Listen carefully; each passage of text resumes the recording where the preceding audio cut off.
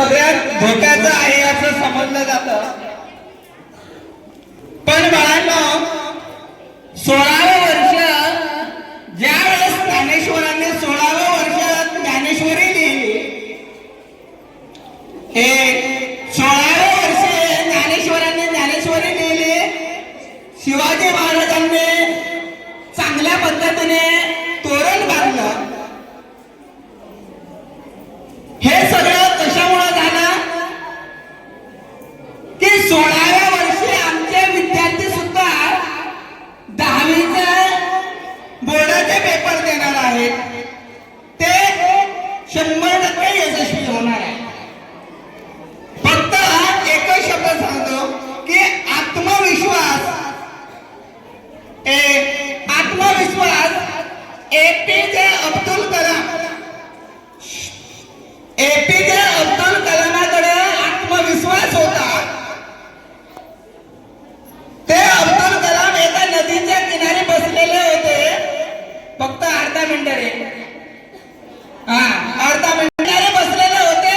वरती पक्षी उडत होते आकाशामध्ये आणि त्यांनी स्वप्न बघितलं, मला सुद्धा या आकाशामध्ये उडायचं आहे. म्हणून बाळांनो त्यांनी ठरवलं आणि त्यांनी पायलट बनण्याचा निश्चय केला. पण पायलटला ज्या वेळेस मुलाखतीला गेले त्यावेळेस नेमके 8 उमेदवार होते आणि त्याच्यामध्ये अब्दुल कलामांना अपयश आलं. निवड झाली नाही. पुन्हा त्याने आत्मविश्वासाने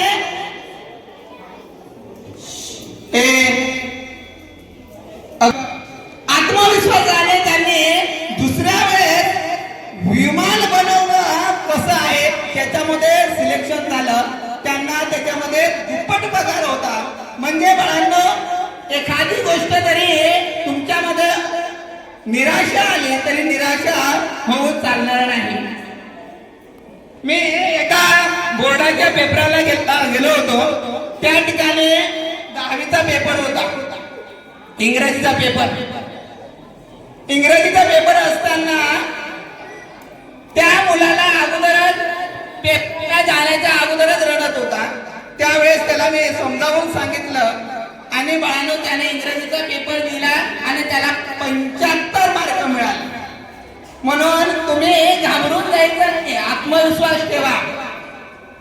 आत्मविश्वास असला तर निश्चितच तुमचं यश तुमच्या पदरात मिळणार आहे. आत्मविश्वास खूप महत्वाचा आहे. एक वेळेस 10वीचा निकाल लागला आणि लागल्यानंतर पळत एक विद्यार्थी मुख्याध्यापकांकडे गेला. शेवटचं वाक्य, 10वीचा निकाल लागला. एक मुलगा पळत मुख्याध्यापकांकडे गेला आणि मुख्याध्यापकांना विचारू लागला की या शाळेमध्ये 2 नंबर कोणाचा आला. तेव्हा मुख्याध्यापकांनी सांगितलं, बाळा 2 नंबर काय विचारतोस, 1 नंबर विचार ना. मग त्याने जिद्दीने सांगितलं, 1 नंबर माझा देणार आहे. बघा, एवढा आत्मविश्वास त्या विद्यार्थ्यांमध्ये होता. तसं आमच्या विद्यार्थ्यांमध्ये सुद्धा तसाच आत्मविश्वास आहे. निश्चितच आमचे विद्यार्थी चांगल्या मार्गाने पास होणार, यशस्वी होणार. सर्व मुलांना 10वीच्या विद्यार्थ्यांना बोर्डाच्या पेपरासाठी मनापासून खूप खूप शुभेच्छा. धन्यवाद. आज जवळजवळ 2 तासापासून तुम्ही सर्वजण शांतपणे आपल्या आता आवडत्या 10वीच्या विद्यार्थ्यांना निरोप संपवण्यासाठी इथे बसले आहोत. आपले या शाळेतले 10 वर्ष तुम्ही जेव्हा इथं पहिलीला आलाय असाल, कोणी 5वीला आले असाल, कोणी 8वीला आले असाल, लहान होते खूप, पालकांच्या सोबत तुम्ही आले.